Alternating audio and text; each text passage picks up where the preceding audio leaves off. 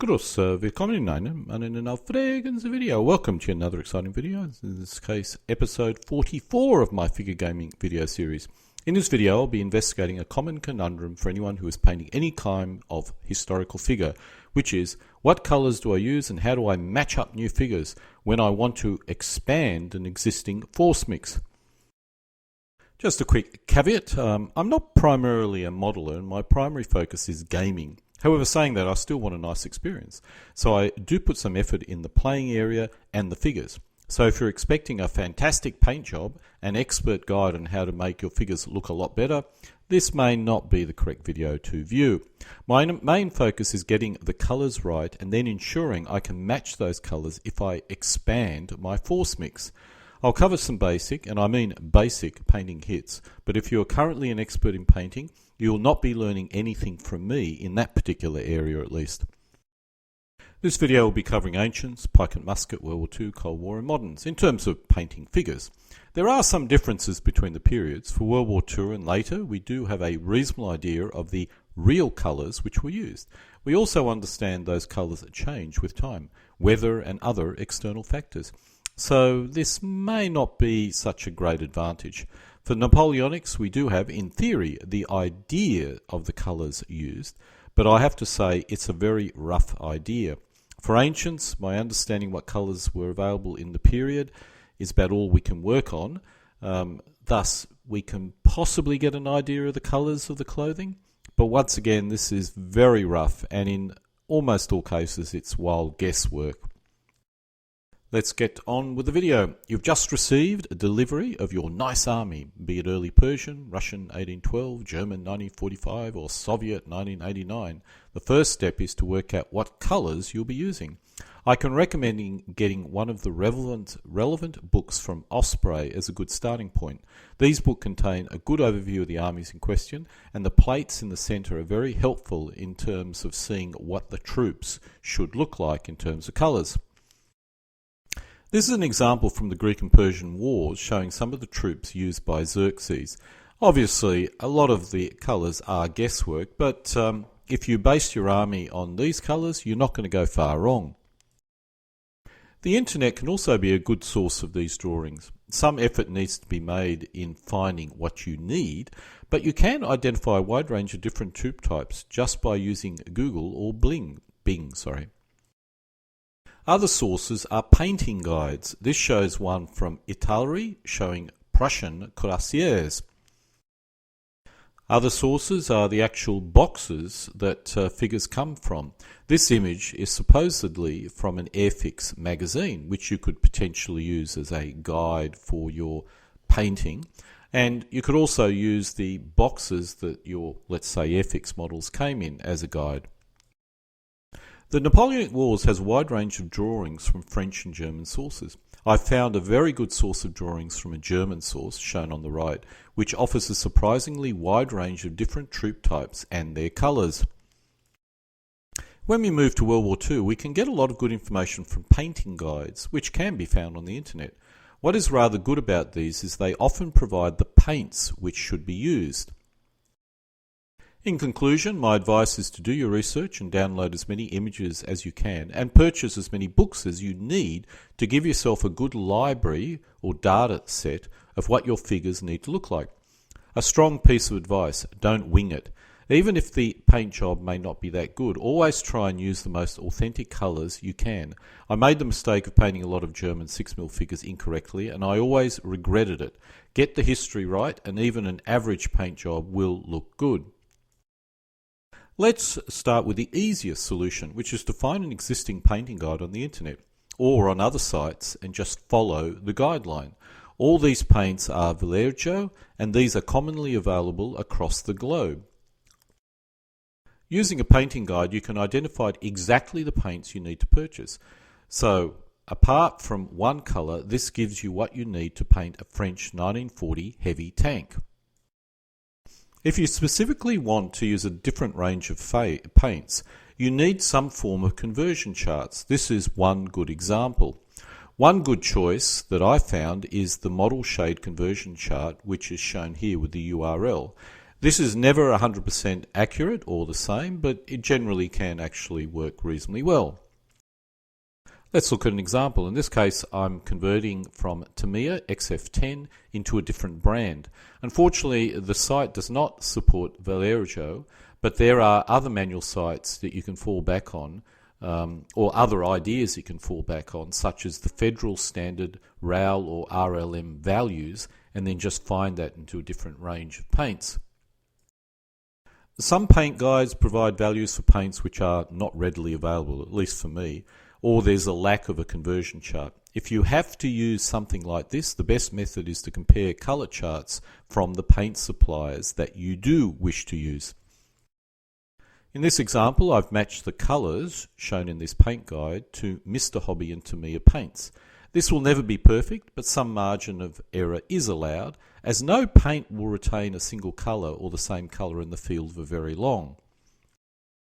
If all we have is a drawing that you've got from the internet or some other source, then the same process can be followed to attempt to find the closest possible colour match.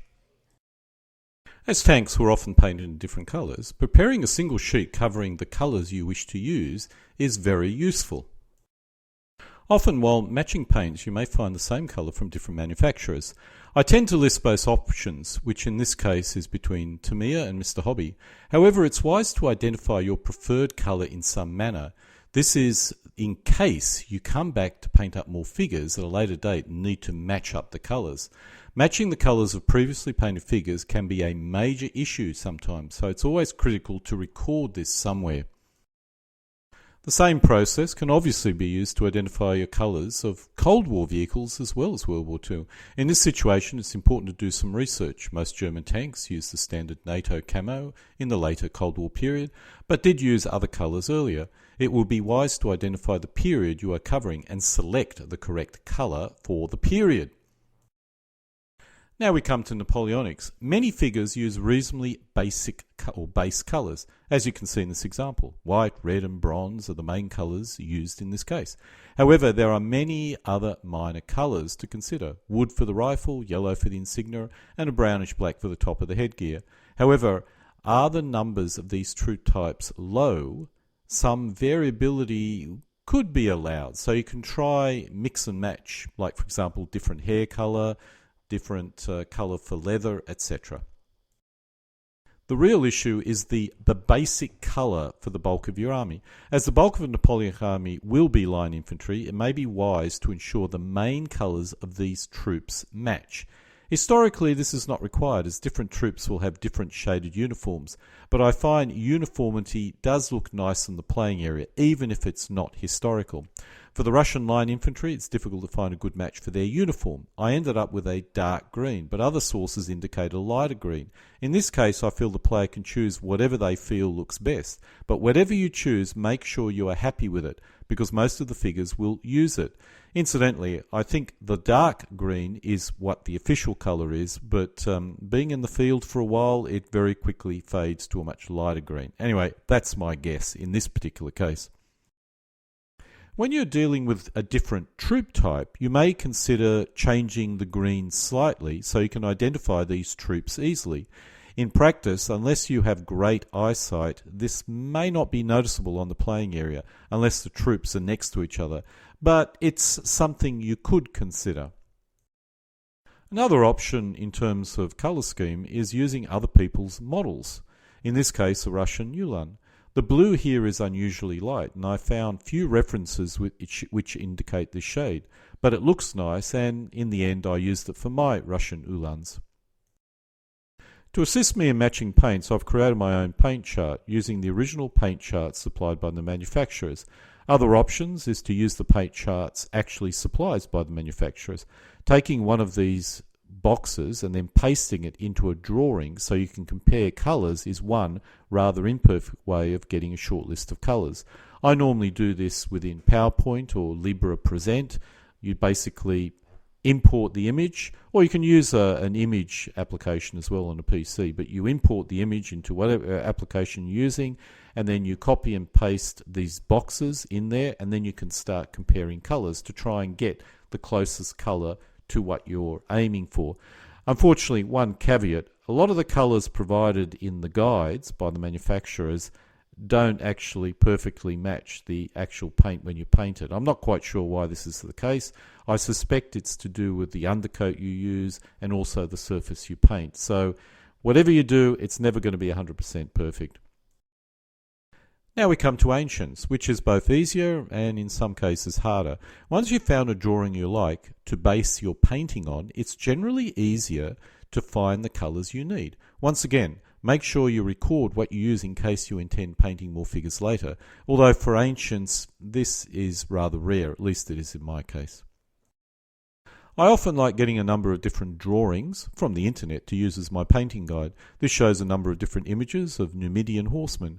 I match each colour, and once I've selected the colour I wish to use, I place it on the sheet.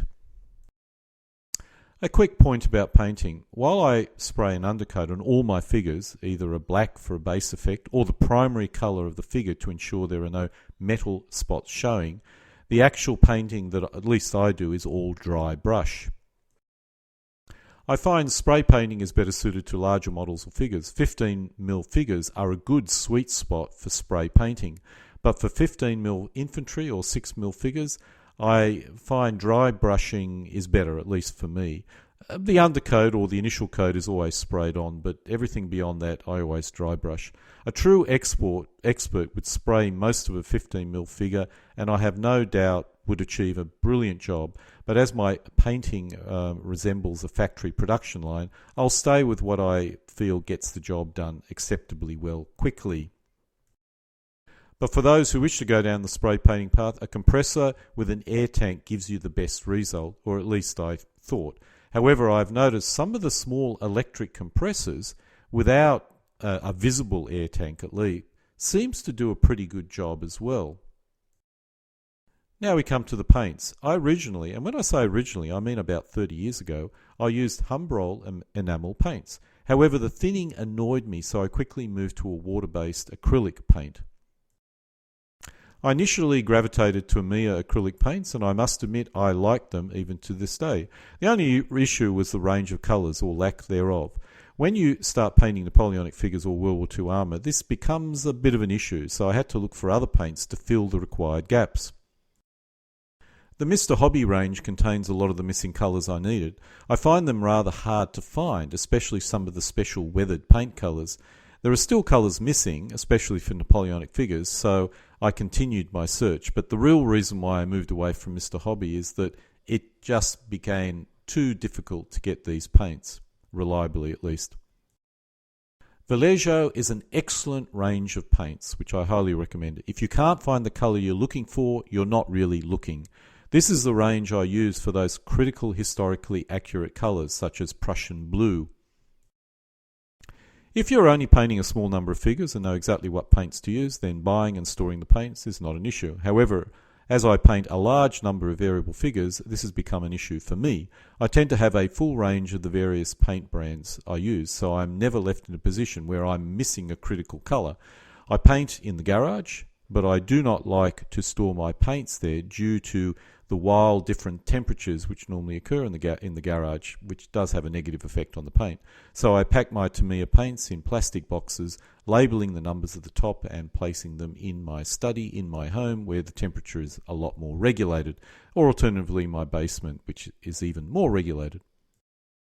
I also use the same system for my Vallejo paints, although I normally store them flat down, and I'm wondering if that's probably not a good idea. I suspect these paints really should be stored standing up, and I may have to think of a different solution in the future. For my Mr. Hobby paints, of which I have a lot, I have created a special storage container using an A3 document box. The A3 box is very heavy as a result, so I probably would not advise people going down this particular path. When I actually need to paint a figure, I then extract the paints that I need for whatever that figure is that I'm painting from my storage solution and place it in a smaller plastic box which I use until the figure is painted. Now, if you wish to move to the actual painting process, you could theoretically paint something like this figure shown here, but unfortunately you'll need to go elsewhere, as this video is not really going to be covering this level of painting detail. It's more of a get the paints right and or find the correct paint colors, how to store it, and making sure that you record it so when you come back and expand your force mix, you can actually match everything. Nonetheless, this image comes from Panzermeister 36 and is a very nice figure indeed. This shows, or this is a good example of my style of painting. Individually, the quality is not that good, and most expert painters will look at these and go, ooh, but I love the mass effect, and I compensate by painting a lot of figures to a certain minimal standard, so when they're all bunched together they look quite good. Unfortunately in this case they're all in movement trays, which tends to detract from the whole experience, but when they're not in a movement tray it looks a lot better indeed. Also, remember to never skimp on basing. Use high quality bases and high quality flocks and terrain figures on the base. It really does make a difference to whatever figure you put on, whether the figure is painted well or otherwise. And so this concludes episode 44 of my figure gaming hobby series, in this case how to go about painting your figures, specifically getting the correct colours. Alle guten Dinge kommen zu einem Ende.